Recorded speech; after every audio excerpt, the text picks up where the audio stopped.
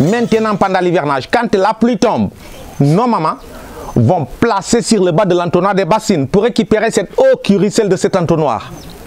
Et cette eau, nous l'utilisons pour boire, pour se laver, pour faire le linge, pour faire la cuisine ou pour faire d'autres besoins parce qu'on n'avait pas d'eau.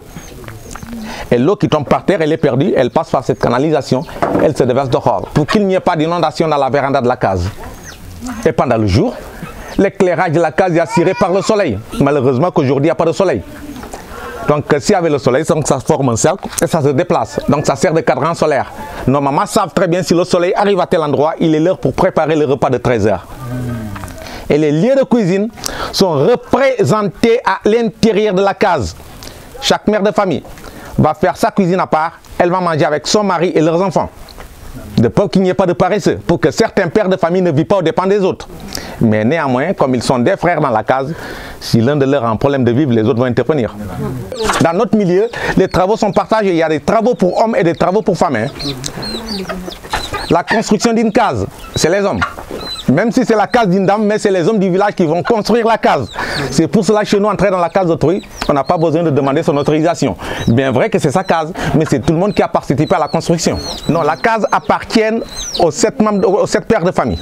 Et maintenant, les autres hommes du village, les hommes quoi, c'est-à-dire quand je dis hommes de sexe masculin quoi, ils vont venir pour la construction. C'est les jeunes surtout, parce que les vieux ils sont inactifs. Donc c'est les jeunes qui vont construire la case. Voilà. Même si c'est ta case à toi, tu veux construire une case, c'est les jeunes du village qui vont la construire. C'est les femmes qui récoltent les riz. Elles vont fermer des gousses et nous allons transporter les riz. Riz papa, grenier papa, riz maman, grenier maman. Après je vais revenir sur ça. Pourquoi grenier papa et grenier maman? Et le riz à cet état-là, nous pouvons le conserver pendant plus d'une vingtaine, voire une trentaine même d'années. Alors que s'il est pilé, tu ne peux même pas le conserver pendant plus de 2 ans. Si vous rencontrez une femme avec un bâton décoré avec des perles sur la main, ou bien vous rencontrez une femme qui a porté une calebasse décorée avec des perles sur la tête, sachez que c'est une maman qui a des difficultés pour avoir des enfants. Dans notre dialecte, on l'appelle Kagnalen. Ma maman, elle a connu ces mêmes difficultés, ces mêmes problèmes. Elle a été confiée aux femmes de Namport. Et Namport, c'est un village qui se trouve à 6 km de là. Quand je suis venu au monde, ce sont ces femmes-là qui ont choisi un nom pour moi. Elles m'ont donné le nom de Conakry, la capitale de la Guinée. Et elles m'ont gardé un emploi jusqu'à l'âge de 6 ans pour gagner mon village. Elles disent que c'est genre d'enfant. Ils sont venus au monde pour s'enrichir, pour fatiguer leurs parents. À la naissance, elles m'ont percé l'oreille gauche. Ce qui n'est pas un style des gens de ce milieu. D'autres à la mort, elles te coupent l'oreille. Elles disent comme ça, mon frère, à la prochaine naissance, nous allons te reconnaître. Donc dans le milieu, nous croyons à la réincarnation. Et la plupart du temps, c'est genre d'enfant. On ne leur donne pas de bons noms comme Alexandre, comme Amadou, comme Etienne, comme Ousmane. On leur donne de mauvais noms, comme une poubelle, un cochon, un cimetière et autres.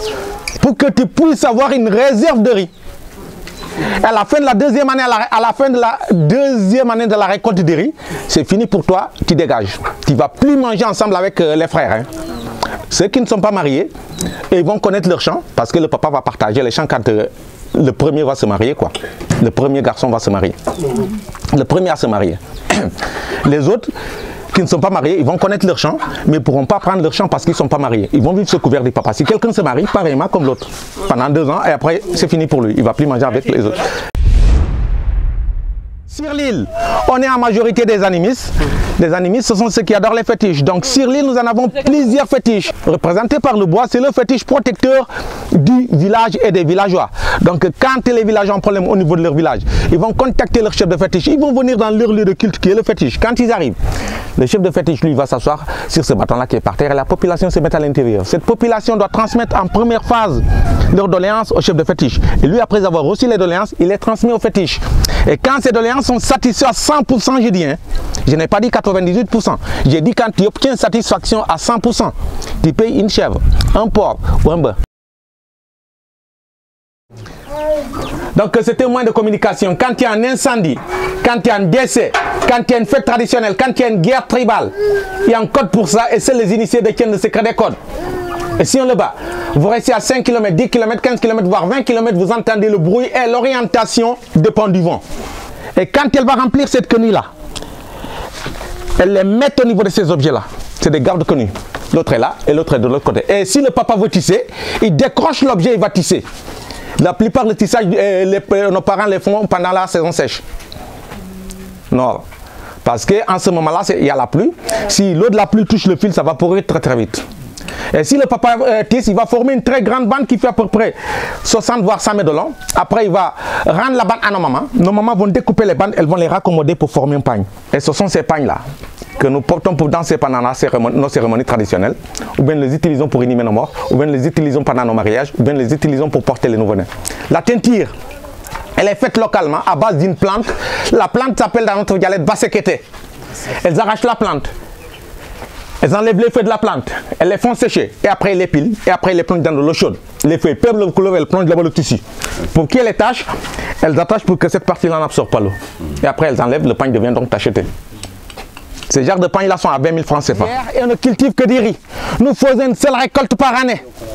Et comme le village est divisé en 3 petits quartiers, nous avons creusé 3 mares pour récupérer l'eau pendant la saison des pluies. Et pendant la saison sèche, c'est l'eau des mares que nous utilisons pour la construction des cases, pour mouiller la terre. Et ça sert d'abreuvoir pour le bétail et de piscine pour les canards. Maintenant, on se dirige vers les années 1800. Nous avons connu une guerre tribale. Et on a perdu cette guerre tribale-là. Nos parents ont pris la fuite pour se réfugier dans cette île. Lorsque les premiers habitants sont venus sur l'île, ils ont trouvé une très bonne rizière fertile à la riziculture. Ils sont restés sans tenir compte du problème de l'eau. Ils cultivaient les champs et ils partaient à la recherche de l'eau à Oussouya et Djungwa Djivantoua Karunat. En 1972, c'est tout dernièrement, ils ont creusé à 3,5 mètres de profondeur, cimenté la surface de la citerne. Dans leur objectif, c'est de récupérer l'eau de la pluie pour boire. À leur plus grande surprise, la citerne a connu des fissures un peu partout. Il y a eu l'infiltration de l'eau salée, donc l'eau n'est plus bonne à boire. Nous l'utilisons pour se laver, pour abreuver le bétail, pour faire le linge, pour faire d'autres besoins. Et que de l'autre côté, vous avez notre cimetière. C'est là que nous enterrons nos morts. Et chez nous, une personne qui n'est pas mariée n'a pas le droit d'assister à l'enterrement. Si vous étiez du village et que vous n'êtes pas marié, ou bien du royaume même, votre papa ou votre maman meurt, vous n'allez même pas assister à l'enterrement. Vous allez rester dans les cases. Et les mariés vont enterrer le mort.